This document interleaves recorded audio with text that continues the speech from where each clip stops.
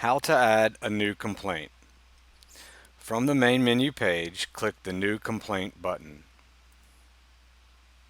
which will load the complaint screen. For this example, we will manually be entering a complaint number, but we encourage that an administrator have the complaint numbers auto-populate where the first two digits are the year, followed by 6-character digits. Now, click the Complainant Type drop-down box and select a type. Next, click the Add Person button, which will bring up the search screen where you can search for persons or businesses. For this example, we will be searching for a person. Let's say we're searching for a person with the last name Simpson. Fill out the last name and click the Search Person button.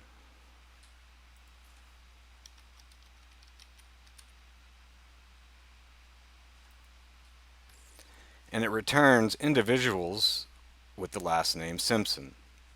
But let's say we know the person you're searching for has the last name Simpson, but you're only sure of the correct spelling for the first three letters of the name.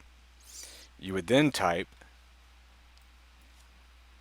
SIM followed by the percentage sign and click Search Person button, which returns all individuals with last names starting with SIM. Note, if an individual is highlighted in red,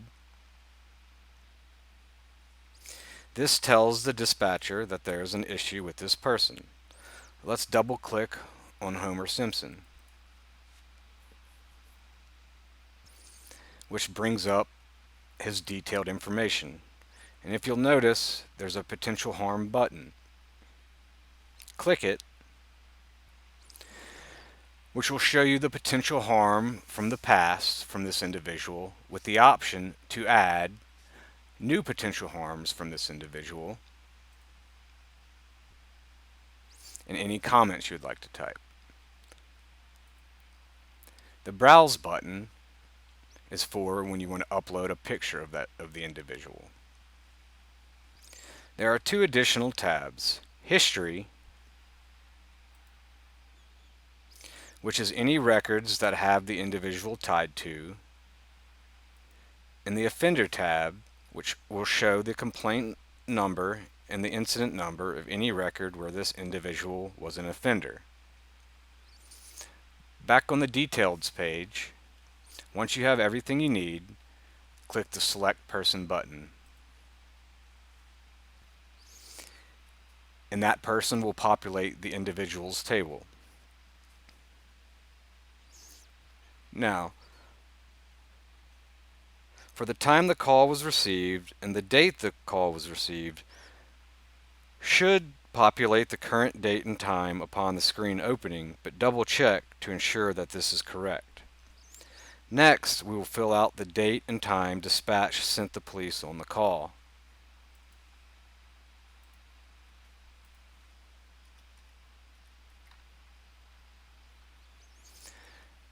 The date arrived is the date the officer arrived at the scene of the complaint, and the time arrived is the time the officer arrived on the scene.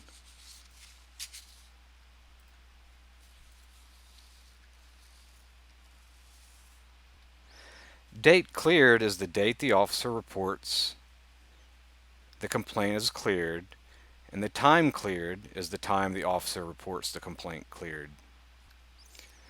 From here, we will fill out the complaint type, how it was received, how it was handled, the location code,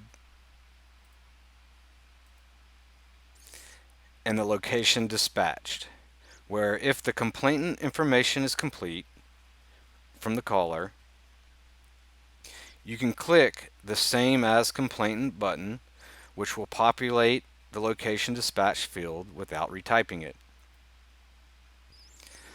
But if you do not have the complainant information filled out, you can type in the location manually, if in fact it is the same address. Next, we'll type the description of the complaint.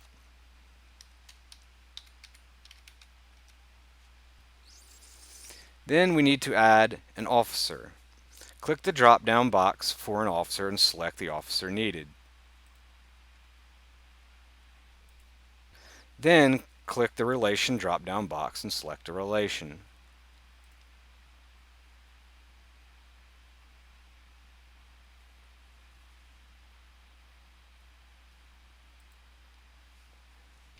After you have selected both an officer and a relation, click the Add Officer button,